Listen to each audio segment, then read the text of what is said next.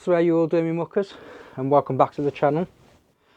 I am the Peaky Biker, and today I'm just going to have a quick talk about the beast that is the R1250 GSA.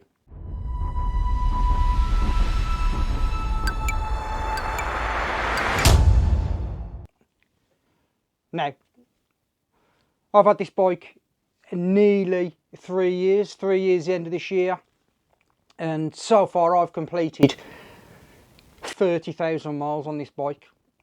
And what I've learnt in 30,000 miles is, I believe, worth doing a video about. Now,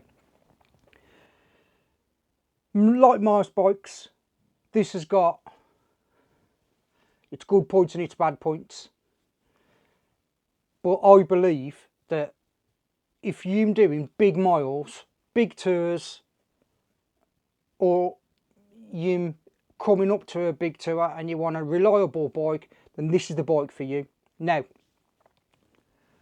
what I will say is, yeah, these bikes are expensive, but I'm a great believer in you pay for what you get. You know, if you're just starting out on the journey of biking, then try not to go and blast your money out. Literally, you know, get yourself an helmet, get yourself a decent pair of gloves, get yourself some armour, get yourself a good pair of boots. Then you can start saving and adding up and getting better quality stuff, a better quality helmet, better quality gloves, better quality armour, so on and so forth. Now, yeah, this bike is a big heavy bike. Everybody knows that. And the GSA in particular is a big heavy bike. It's got the 30 litre fuel tank on this. I prefer the 30 litre fuel tank, if I'm being honest. If you're doing a lot of off-roading, then again, the GSA is absolutely fantastic for that.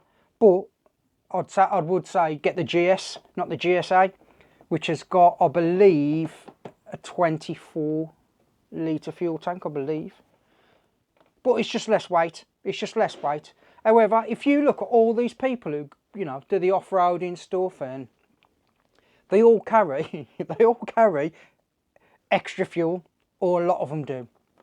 You know, you look at Adam Reeman and some of the other people in there that do big miles, big journeys, big tours. They all carry extra fuel tanks or containers or bladders. So, you know, you've got to look at these people and think, well, why don't you just get a bigger fuel tank instead of potentially buying a bladder which could puncture and then you're in the shit. But, you know, it is what it is. It is what it is. So some of the good features I like on my GSA is the integrated sat nav now. So I ride with the Connect Rider sat nav, which is the new updated sat nav. It's a nav 6 that works basically. It's got a little bit of a big screen, but the nav 6 I had a few problems with the screen just going completely black. So that wasn't great. Now, it's nice being able to use the whiz wheel with your sat nav, you know, changing the destination, zooming in, being able to zoom out, you know, knowing when you can plan your next fuel stop, you can plan where you're going, you can detour. There's loads you can do with the whiz wheel, with the sat nav, and it's phenomenal. It really is. It's for me, it's probably the one feature that kind of brought me to the BMW that allows you to do everything on the bike. Now, the second thing was the fuel range. The fuel range on this, I can brim this and get about 360 miles from it, riding normally. You can put it in eco mode, which will get a little bit more, but I just find all you're doing is watching that green bar go up and down, up and down, up and down. So, you know, what you want to do is kind of look at it you know, I'd prefer to know that I can do 320 mile. You just know that you've got that in the bank. So also what I've got on mine is something called an SOS button. The SOS button you just flick up, and what you can do with that is, obviously if you crash, you can just press the button, or it actually realises when the bike's tipped over and it'll ring you and ask if you're okay. So that's a good idea. That is one idea that I'm really impressed with. The other good thing is the amount of tyres and adaptions and different things you can make your bike your own. You know, it's like, for me, I've got the small screen at the front. I don't like the big screen. I genuinely don't like it. I'd prefer to have the wind hitting me than have that big screen in front of me, because I just found that when I was doing my vlogs, it just caught a lot of the actual camera angles and what I wanted to see. All you could see was the screen, and that just really frustrated me. So for me, I got rid of it.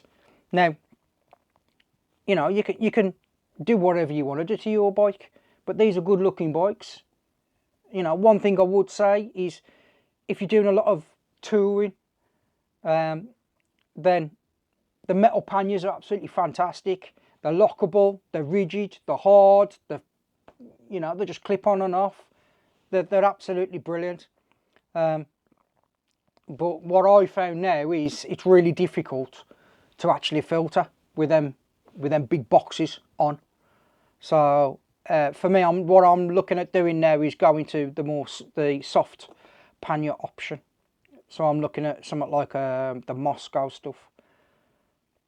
The other good thing is just the amount of people out there that have got these GSs, and you can find groups on Facebook, on YouTube, all sorts, that allow you into that little niche group, and it's really good. It's a nice little community.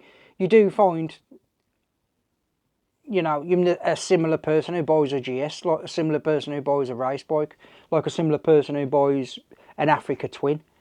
So, you know, it is quite good. There's not many downsides to this bike, apart from the initial cost and the cost of the services. Now, coming up to 3 years for myself, I've actually bought myself now a GS911, which I can reset my service light and any fault codes, or get the fault codes or anything like that. At least now I can see what's actually going on. And I genuinely think that if they lower the service cost, you'd have your bike serviced more often. You wouldn't mind the 6,000 mile service if it was 150 quid. We wouldn't bother you as much. But when you're going in there and, you know, you're coming out and it's £300, and you know for a fact that it's not cost £300 to service your bike. I'm not going to be taking this to BMW unless it needs a big service. Then it'll go to BMW, because I haven't got the parts and I've not got the knowledge to do some of the engine work. So I do believe that's the option I'm going next. So I'll be doing all the servicing myself, apart from like when you need your tappets or anything like that doing. So the one thing that I will say about these bikes is, this bike for me hasn't missed a beat at all. And in 30,000 miles, I've kept it quite rigid to the service plan. You know, I've maybe gone over a couple of 100 mile, if that. So I do think that if you keep on top of the servicing, on top of these bikes, that they'll stand you in good stead. I'm really happy with this bike. And I'm happy that the decision I've made when I first bought it, when it comes to this house with 3 miles on the clock, I didn't think, you know, 2.5 years later, I'll be hitting the 30,000 mile point, and that's genuine. I've spent a lot of time on this bike, from doing stuff like Scotty's Little Soldiers to Austria, Germany, Switzerland. We've done Belgium, Denmark. You know, it's been a lot of places with me, and made some fantastic memories for me. So, as usual in Mucker, if you can all stay safe, keep your family safe, and I'll do one thing as usual, please just smile. Thank you very much. So for me, the Peaky Biker, that's me out. And I'll see you all soon. Take care, you muckers.